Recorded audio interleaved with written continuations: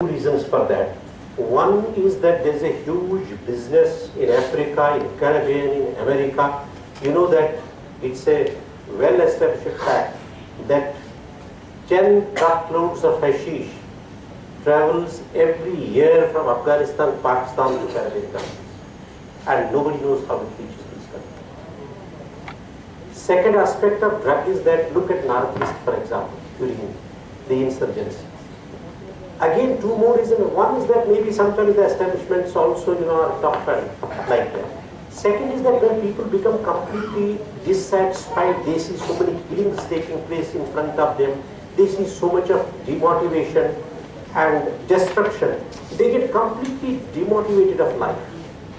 If you see 10 people in front of you being killed in the war, I have seen war with my own eyes, you lose all attraction for all material things. So therefore, then they also enter into such kind of things of drug peddling, drug taking, and so on. But Pakistan has a design. See, if you look at the reports of the banks, J&K during the insurgency period, the Jammu and Kashmir Bank emerged to the top in India. The largest amount of income, largest amount of revenues came to not even to RBI or State Bank of India during insurgency. It was J&K Bank topping all the banks in India. The reason was that money of drug peddlers who were killed, they did not withdraw their money, it got there. Second was the fake 500 rupee notes. Before they were verified, people had already deposited and taken the bank deposit certificates. The third important aspect was that when militants began to be identified, their signatures and so on, there is huge amount of money in J&K Bank and people are not going to withdraw.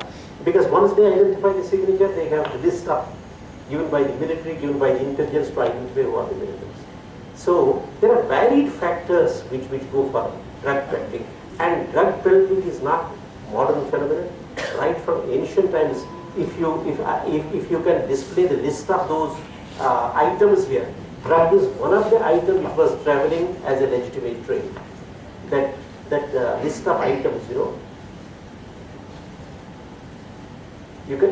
see. The drugs. So therefore it's not new. You see, drug is because society wants to entertain. All are not things. But my question is, if India keeps on releasing the offenders regularly according to the demands of Pakistan, then how can the problem be solved? Could you repeat the question? If India? Like India has arrested so many people on the issues of drugs or many other forms of crime.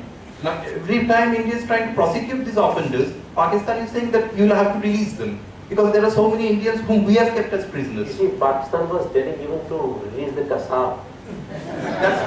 If our fellow gets caught in Bangladesh, China, anywhere, do you think we remain silent? But we have to interact. The problem is these tendencies would continue even if we are very peaceful neighbors. India maintains 3 hospitals in Bangladesh. We maintain lots of economy of Nepal. But what's Nepal doing? They are using the tactics. They are also, fostering such kind of elements. This will always continue between one country and another country. But practically there is no and people like you need to be aware of it because we have spent our days. Sir, I would like, sir, I have a couple of questions. First of all, I would like to take your view on the internationalization of the non-bordered countries on Kashmir problem. How do the Kashmiris deal with it? Because there are speculations of third-party involvement in the Kashmir issue. And secondly is your view on the intentional political unsettlement of the Kashmir issue by the Indian government, because it is a good issue for future electoral politics. So how do Kashmiris deal with these two topics? So far as third-party intervention is concerned, Government of India is not interested and nobody would be interested in what things to be done bilaterally. Yeah. Now this is coming more and more because Pakistan has become member of the Security Council for a few years. It will be there and they feel that perhaps they can use that. They will succeed in that. So far that's concerned. Regarding the second question, we need to discipline our politicians. Young people, this is what I had told before student selection also, that somebody creating a trouble in the university and thinking that he can become leader by murder, he can become leader in in community, he can do this. that politics has already changed. Now that politics is not needed. Kashmir has established sufficiently before Indian public and other countries. So therefore, Indian politics need to be disciplined about it. Thank you, sir. Mike, please, आपको दीजिए. Mic के बगैर भी मैं आपको I think we probably have to draw the lecture to a close now. Yeah. So maybe the discussion can continue elsewhere. Okay. That's the best way to make me chat. Thank you all. It also the very happy of conveying the vote. It falls upon me to perform the very happy duty of conveying the vote of thanks. I would particularly want to thank our speaker, the Honorable Vice Chancellor, Professor Hanglu, for actually making us aware once again as to how incredibly complex the problem of Kashmir is.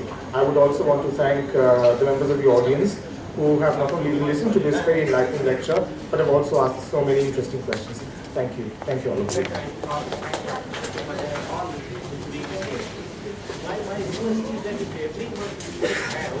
A sort of lecture by somebody from the faculty and make it a kind of general practice. People can come and discuss themselves here, and we can share the knowledge on different aspects, and it will become a practice that will be better.